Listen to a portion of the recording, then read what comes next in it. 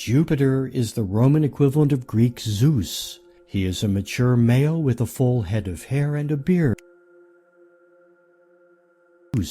He is a mature male with a full head of hair and a beard. His symbol is the staff and the eagle, who represents his dominion over the air.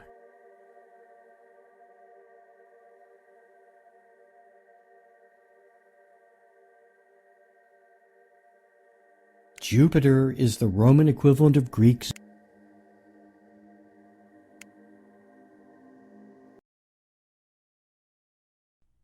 Welcome to Baalbek, ancient Heliopolis. In this application, we visit the city as it appeared around the year 215 of our era, which can be considered the peak of its ancient development. A bird's-eye view gives us our first look at Baalbek and its hinterland. We are hovering above the fertile Bekaa Valley.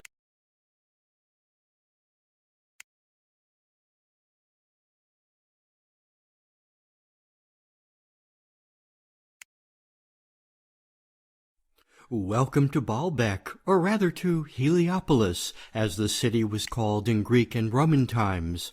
With its sanctuary of Jupiter, this city hosted one of the most magnificent temples in the entire Roman Empire.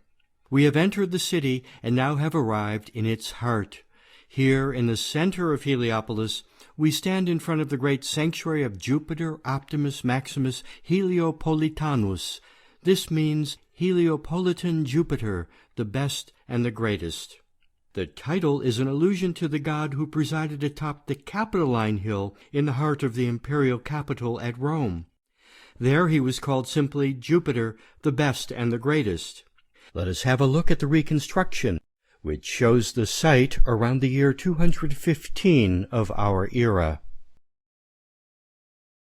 The plaza, paved with stone slabs, is surrounded on the city side by a semicircular wall as it opens on the entrance to the sanctuary, the mighty elevated hall of the Propylaea.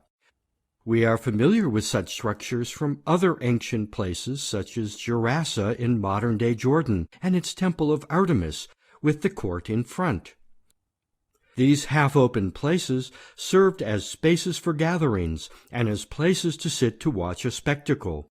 And so here, too, there are deep steps hugging the semicircular wall where people could sit and watch what happened on the plaza. They looked up to the sanctuary as if from the seats of a theater, whose entrance hall towered in front of them like a large stage set. In the middle of the plaza stood several big structures, of which we can see only a few traces today. Some of the features once included tower-like altars, statues on high pedestals, and fountains and other water installations. Important streets once crossed through the semicircular forecourt of the Jupiter sanctuary. Here we can imagine a daily bustling spectacle, again like on a stage with the great sanctuary as the backdrop. Even before we have actually entered the sanctuary, the first questions arise. Who stopped here, and what were they doing? Did any cult rites take place out here? Is this where worshippers prepared to enter the sanctuary itself? Researchers of antiquity have boundless curiosity. We discover, observe, pose questions. We try to explain and ask ourselves more and more questions as we zero in and try to discover new things. With every new insight and discovery, new questions arise, and at the end of the day, we sketch our own image of times past with, we hope, ever greater precision. Let's go in.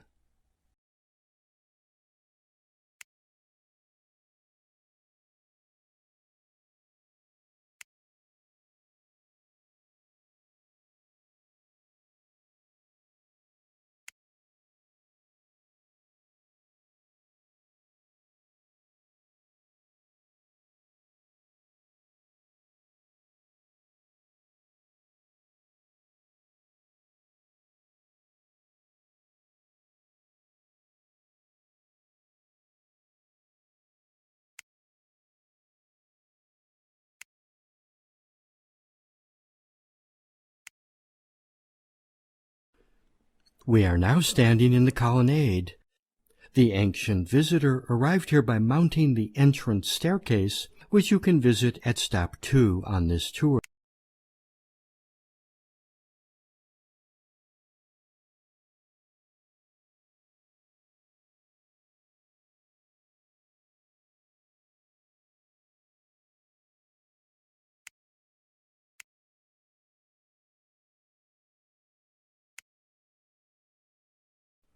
We are standing in the Propylaea's north exedra, in a space separated by two pillars from the column portico, but originally freely accessible.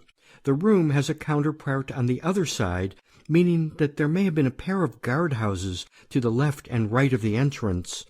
That said, it is not necessarily the case that humans stood guard here. Judging from other sanctuaries, it is quite possible that statues of two deities protected the entrance here. The walls of these rooms were supposed to be decorated with 2 rows of small niches in which would have stood a variety of figures. This type of wall decoration can be found throughout the sanctuary. However, the rooms in the Propylaea were never completed. The walls are frozen in a state of construction, and the small columns of the wall niches were never set up. For some reason, the builders gave up on completing them, and later, but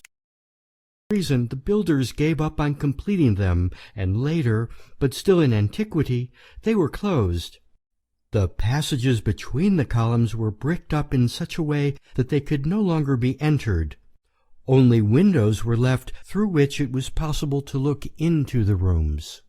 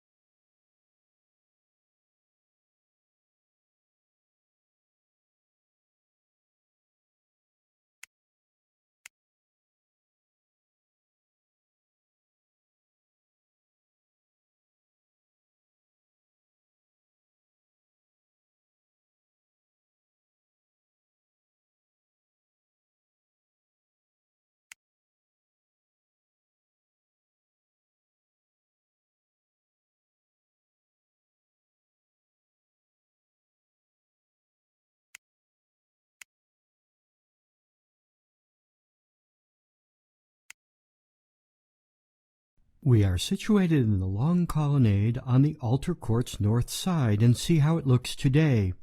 Where now there is nothing between us and the blue sky, 1800 years ago stretched a roof. Before us, in the sun's glare, lies the great altar court, 3 steps down from where we are standing. We see the ruins of the 2 large altar towers in the middle of the court. In front of them is a large water basin. The basin's walls are decorated with rich reliefs depicting figures of animals, mythical creatures, or garlands. A gutter runs